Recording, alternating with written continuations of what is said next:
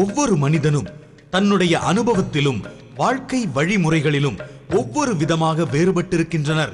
அதிலும் பிரபலங்களின் அனுபவங்கள் முற்றிலும் வேறுபட்டதாகவும் வித்தியாசமாகவும் இருக்கின்றது. அவர்கள் சத்குருவிடம் தங்கள் அன்றாட வாழ்வில் சந்திக்கக்கூடிய பிரச்சனைகளை கேள்விகளாக எழுப்பி அதற்கான சரியான ஒரு தீர்வையும் சத்குருவிடம் கேட்டு அறிந்துள்ள இந்த சுவாரஸ்யமான உரையாடல்கள் வரும் வாரங்களில். சத்குரு, கலாச்சாரம் என்பது ஒவ்வொரு தேசத்தின் சொத்து. இப்போ நீங்கள் பார்த்தீங்கன்னா உலகத்திலேயே இந்திய தேசத்தை பற்றி நம்ம பேசினோன்னு இந்த கலாச்சாரத்தை பற்றி ரொம்ப உயர்வாக பேசுகிறாங்க. நம்ம கலையை பற்றியோ, கோவிலை பற்றியோ, சிற்பங்களை பற்றியோ, இல்லை நம்ம யோகிக் கலையை பற்றியோ எதாக இருந்தாலும் சரி, இந்த கலாச்சாரம்ன்றது ஒரு தனி மனுஷனுக்கோ ஒரு தேசத்துக்கோ எவ்வளவு துணையாக நிற்கிறதுன்றது ஒரு குவெஸ்டனபிள் சிச்சுவேஷன். அதுக்கு நீங்கள் என்ன விளக்கமுறை சொல்கிறீங்க? இந்த ஒரு கலாச்சாரம்ன்றது தற்செயலா மனிதருடைய டிரான்சாக்ஷன்னால வந்த தன்மை இல்லை. எல்லா கலாச்சாரங்களும் எப்படி வளருதுன்னா மனிதனுடைய விவகாரத்தினாலே தானாவே ஏதோ ஒரு மாதிரி வளர்ந்துடும். இந்த கலாச்சாரம் விழிப்புணர்வா இப்படிதான் போகணும், இப்படி இருந்தாதான் ஒரு மனிதன் ஒரு உயர்ந்த நிலைக்கு போக முடியும் ஒரு கருத்து வச்சு, ஒரு விஞ்ஞானபூர்ணமான ஒரு அறிவு வச்சு இது எடுத்து போனாங்க. நீங்க என்ன பார்க்கணும்னா இந்த கலாச்சாரத்துல ஒரே ஒரு நோக்கம், மனிதன் முக்தி அடையணும். இதுதான் நோக்கம் இந்த கலாச்சாரத்தில். உங்க வியாபாரம், உங்க குடும்பம், உங்க வித்யாபியாசம், உங்க கல்வி எல்லாமே இதுக்கு உதவியா இருந்தா மட்டும்தான் அதுக்கு அர்த்தம். இல்லைன்னா அதுக்கு தானா ஒரு அர்த்தம் கிடையாது. எதுக்கு ஒரு அர்த்தம் கிடையாது. முக்கியமானது ஒன்னே ஒண்ணுதான், நீங்க முக்தி அடையணும். இந்த நோக்கத்துல இருந்ததுனால நாம் எப்படி உருவாக்கணும்னு கலாச்சாரம் நம்ம சக்தி, நம்ம உயிர் ஒரு உயர்ந்த நிலைக்கு கொண்டு போறதுக்கு எப்படி உட்காந்துக்கணும், எப்படி சாப்பிடணும், எப்படி படுத்துக்கணும், எல்லாத்த பத்தி கவனம் கொடுத்தாங்க விஞ்ஞான பூர்ணமா. நாம் எப்படி இருந்தா நம்ம உடல் சக்தி, நம்ம மனநிலை எல்லாம் எப்படி செயல்படுது ரொம்ப ஆழமா உணர்ந்து இந்த ஒரு கலாச்சாரம் விழிப்புணர்வா உருவாக்குன ஒரு கலாச்சாரம். கலாச்சாரம்ன்றது விஞ்ஞான பூர்ணமா உருவாக்குனது. ஒண்ணு அங்க என்னென்ன சொன்னாங்கன்னு தேடியே போயிருக்கலாம். இல்லைன்னா நாம் கொஞ்சம் விழிப்புணர்வு அது கொண்டு வந்தா நமக்குள்ள தானாவே அது வந்துடும். இங்க எல்லாமே நிர்ணயிச்சுட்டோம் நாம் எப்படி செய்யணும். இப்ப நீங்க கொடுக்கணும்னா இப்படிதான் கொடுக்கணும், வாங்கணும்னா இப்படிதான் வாங்கணும்.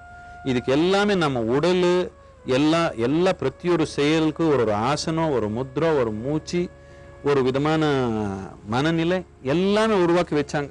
சாப்பிடணும்னா இப்படிதான் சாப்பிடணும், உட்காந்துக்கணும்னா இப்படிதான், கொடுக்கணும்னா இப்படிதான், வாங்கணும்னா இப்படிதான்.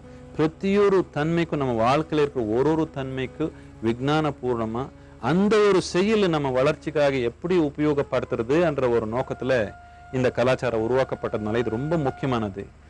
இந்த மதத்துக்கூடையோ, இந்த இந்து மதத்துக்கூடையோ, இல்லை இந்த தேசத்துக்கூடையோ எனக்கு ஒன்றும் பெரிய அடையாளம் கிடையாது. நான் ஒரு மனிதனை தான் இந்த உலகத்துல இருக்கிறேன்.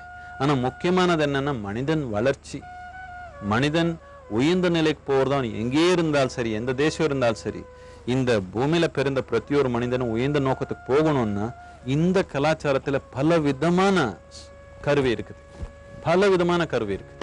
கட்டாயமா நாம் உபயோகப்படுத்திக்கணும்.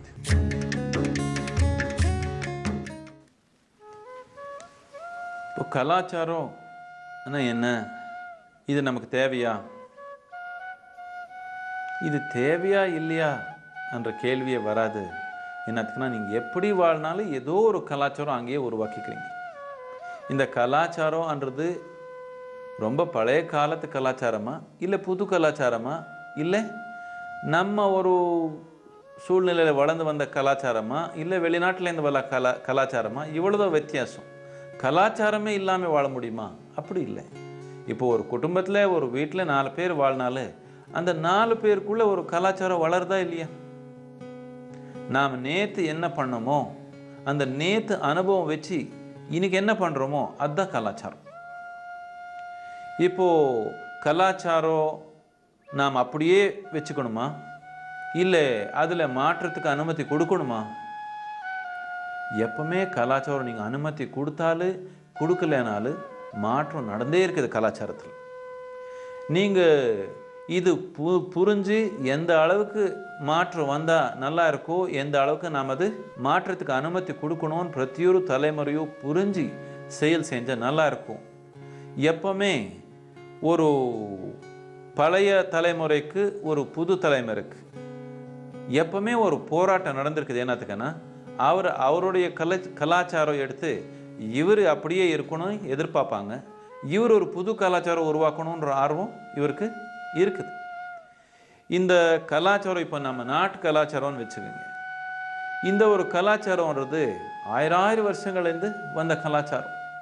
இந்த கலாச்சாரம் விட்டுடலாமா? தேவையில்லை. இந்த கலாச்சாரத்தினால நம்ம வாழ்க்கை ஒரு வர்ணமயமான ஒரு நிலையாக இருக்குது. ஆனால் புது கலாச்சாரம் இப்போ ஒரு புது தன்மை நம்ம கலாச்சாரத்தில் வரவே கூடாதான், அதை தடுத்த முடியாது. எப்படியோ கலாச்சாரத்தில் மாற்றம் தொடர்ந்து நடந்தே இருக்கும். தலைமுறைக்கு தலைமுறைக்கு எப்பவுமே கலாச்சாரத்தில் மாற்றம் நடந்தே இருக்கும். அது யாரும் தடுத்த முடியாது. இல்லை இந்த மாற்றம் ஆனந்தமாக உணர்ந்து போகலாம், இல்லை போராட்டத்தோட அது உணரலாம். ஆனால் மாற்றம் கட்டாயமாக வரும்.